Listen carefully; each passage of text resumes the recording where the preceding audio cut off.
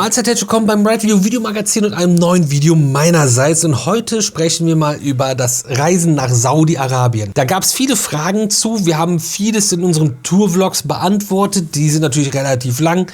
Hier versuche ich das Ganze ein bisschen zu komprimieren.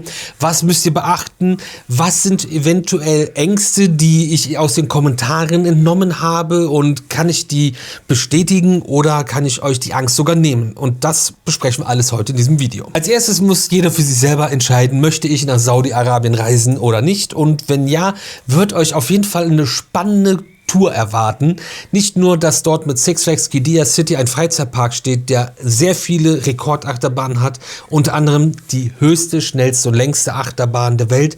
Zu Falcons Flight verlinke ich euch gerne ein ausführliches Review hier, wo wir auch tief ins Detail gehen und mit Verantwortlichen sprechen, die erklären, warum dort wie was gebaut wurde. Wenn ihr dann Bock habt, dorthin zu reisen, müsst ihr beachten, dass ihr als deutscher Staatsbürger ein Visum braucht. Das ist leicht online zu beantragen. Das macht ihr bitte über die offizielle Website. Um die offizielle Website zu finden, geht ihr bitte, wie bei allen anderen Sachen, auf die Seite des Auswärtigen Amtes und dort ist dann die richtige offizielle Website verlinkt und da sind auch alle richtigen und wichtigen Informationen aufgelistet, die ich vielleicht hier vergesse, verdrehe oder sich geändert haben vom Erstellen dieses Videos bis zu dem Zeitpunkt, dass ihr dort einreisen möchtet. Bei uns hat das Visum 90 € gekostet. Dort drin ist auch die Krankenversicherung inkludiert, sollte euch vor Ort was passieren.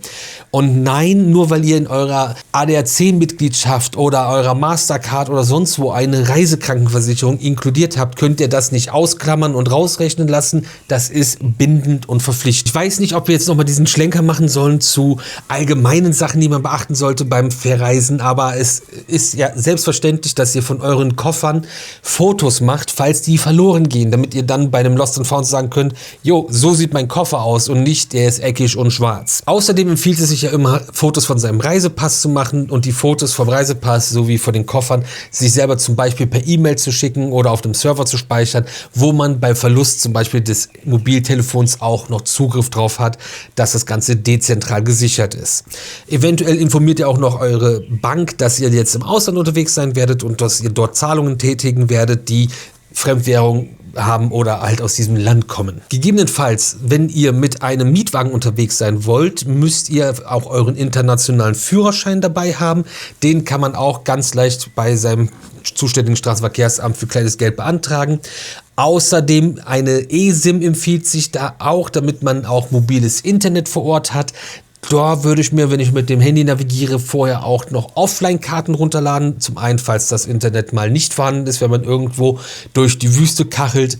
Beziehungsweise spart man damit auch noch ein bisschen Datenvolumen. Und um seine ganzen Devices oder anderen Sachen zu laden, braucht man ja auch Steckdosen. Und in den Hotels gibt es dann den UK-Stecker, also braucht ihr auch einen Reisestromadapter, also Reisesteckeradapter, nicht den Strom. Der Strom ist Strom.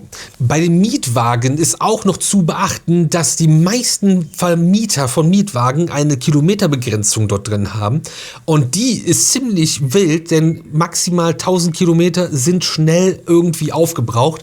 Überlegt euch gut, was für einen Mietwagen ihr braucht, wenn ihr einen nehmt, wo habt ihr vor hinzufahren, auf wie viele Kilometer könnt ihr da so kommen. Außerdem, was es vor Ort nicht gibt und wo ihr im Leben nicht auf die Idee kommen solltet, das mitzubringen, ist Alkohol oder irgendwelche anderen Drogen. Das kann zu großen Problemen führen, wenn ihr erwischt werdet. Wenn ihr vor Ort seid, wollt ihr vielleicht auch das eine oder andere bezahlen. Grundsätzlich kann man eigentlich alles mit den üblichen Karten bezahlen. Es empfiehlt sich aber vor Ort auch eine Maracard sich zu holen bzw. Cash abzuheben. Die Maracard ist quasi wie eine Cash-Karte, die man mit Geld aufladen kann vor Ort. Ja, dann ist natürlich noch die Frage, was packt ihr an Klamotten ein? Und grundsätzlich ist es eigentlich in Saudi-Arabien eher so und auch gern gesehen, dass man lange Kleidung trägt, auch als Mann, dass keine kurzen Hosen und T-Shirts getragen werden und es gibt auch lange Kleidung, die dünn ist und man da auch mit gut rumlaufen kann und die sogar eigentlich sinnvoller in einer Wüste ist als kurze Kleidung. Als wir dort waren so um die 26 Grad mit einem kühlen Lüftchen. Wir hatten freiwillig schon mehr angezogen und längere Sachen angezogen, weil es sonst viel zu frisch gewesen wäre. Und ich glaube, es bricht jetzt auch keinem irgendwie einen Zacken aus der Krone, wenn man einfach mal einen Longsleeve und eine lange Hose trägt. ist halt gern gesehen, ist nicht verpflichtend, aber andere Kulturkreise, wenn ich die als jemand besuche, der nicht dazugehört, kann man sich ja, soweit es geht, anpassen. Ist ja auch eine Sache, die von vielen hier immer sehr lautstark gefordert wird. Aber es ist keine Einbahnstraße. Aber so Faustregel, lang, weit, nicht figurbetont. Am besten ist auch dann bei den Damen der Hintern bedeckt und auch die Schultern dürfen und sollten nicht frei sein. Eine Kopfbedeckung ist übrigens keine Pflicht. Es gibt keine Kopftuchpflicht, geschweige denn irgendwie eine Burka-Pflicht oder sonst irgendetwas. Viele Frauen in Saudi-Arabien laufen verschleiert in den Malls rum, sind aber privat nicht verschleiert oder abends in irgendwelchen Shisha-Bars auch nicht. Und man sieht auch sehr viel Make-up durch diesen kleinen Schlitz, der da rauskommt. Bushi zum Beispiel hat auch eine Abaya getragen, aber nur, weil es echt bequem und praktisch ist und keine Pflicht. Auch ich hatte mit meinen Tattoos keine Probleme, habe eher von den, ja, ich nenne sie mal Gastarbeitern, positives Feedback darauf bekommen und den Locals war es eigentlich komplett egal. Solltest du natürlich als Frau jetzt auf die Idee kommen, in eine Moschee gehen zu wollen, ist eine Kopfbedeckung Pflicht. Was aber auch jetzt was anderes ist, als wenn ich einfach auf der Straße rumlaufe. Da wir das Autofahren schon angesprochen haben, das ist echt wild. Wenn da 4 Spuren aufgemalt sind, wird die Straße benutzt, als ob dort 7 Spuren wären. Und schnelles, wildes Spurwechsel und Richtungswechsel und Geisterfahrer und alles andere gibt es da noch und nöcher. Das ist komplett crazy. Muss man wollen, muss man fahren können. Muss man aber nicht machen, wenn man zum Beispiel nur für Six Flags Qiddiya City dort rüber reist. Denn diesen Park kann man auch mit öffentlichen Verkehrsmitteln erreichen, wenn man jetzt in Riyadh irgendwie stationiertes wohnt. Das ganze Qiddiya City Ding ist ja eher außerhalb, aber es gibt 6 Metrolinien in Riyadh, die wohl alle immer überfüllt sind. Und eine Metrolinie führt zur Jeddah Station, das ist die Endstation und von dort fahren kostenlose Shuttlebusse nach Six Flags Qiddiya City. Ich glaube im Halbstundentakt hin und im Viertelstundentakt nachts auch wieder zurück. Nachts ist das nächste Stichwort, denn das Leben beginnt sehr spät und geht bis tief in die Nacht. Auch zu der Zeit, wo wir jetzt da waren, wo es tagsüber total kühl ist, zieht man das einfach durch. Jo, wir sind sonst in der Wüste, sonst ist es heiß, sonst hält es nur nachts aus, also machen wir das immer so. Ein Leben im Dunkeln muss man mögen, denn das findet da überwiegend alles im Dunkeln statt. Aber so könnt ihr auf jeden Fall mit der Metro und dem Shuttlebus Six Flags Qiddiya City besuchen. Es gibt auch Rideshare und Taxen. Oder halt mit dem Mietwagen kann man sich das Ganze auch antun. Da gibt es aber auch die Möglichkeit, dass Mautstraßen irgendwie euren Weg kreuzen. Bezahlt wird übrigens in der landeseigenen Währung, dem Saudi-Rial. Und ihr solltet eventuell, wenn ihr selber Auto fahrt, nicht nur darauf eingestellt sein, Stuntfahrer zu werden. Ihr dürft bei Rot rechts abbiegen, wie ihr es aus den USA kennt. Dazu gleich auch noch was. Aber ihr solltet eventuell arabische Zahlen lernen, die ähnlich sind, aber leider an den falschen Stellen zu unseren Zahlen. Denn wenn man etwas weiter nach außerhalb fährt, gibt es nichts mehr eigentlich auf Englisch. In Riyadh ist das alles super entspannt und ihr kommt mit Englisch sehr weit. Aber außerhalb wird es dann schon schwieriger mit dem, was dort auf den Schildern steht. Deswegen solltet ihr wenigstens die Zahlen euch irgendwie so auf dem Schirm rufen oder vielleicht einen Notizzettel, Spickzettel mitnehmen.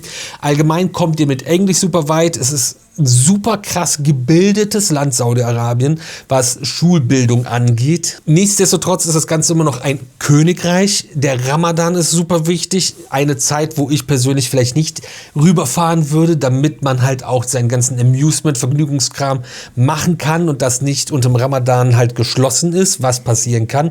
Checkt dafür auch die Öffnungszeiten. Und das Spannende ist halt auch, dass erst seit 2019 Saudi-Arabien sich wirklich geöffnet hat und man als Tourist einfach dorthin reisen kann. Also ist das Ganze für beide Seiten komplett exotisch und spannend. Es gibt auch erst seit kurzem in Saudi-Arabien überhaupt Kinos und Konzerte. Das gab es vorher alles auch nicht. Und was super wichtig ist, was in den Kommentaren sehr oft verwechselt wurde, Saudi-Arabien ist ein Land. Saudi-Arabien ist weder Dubai noch Abu Dhabi noch VAE.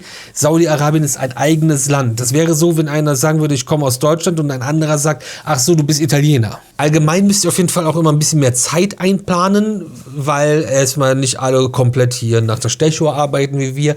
Der Verkehr halt crazy ist und komplett eskalieren kann.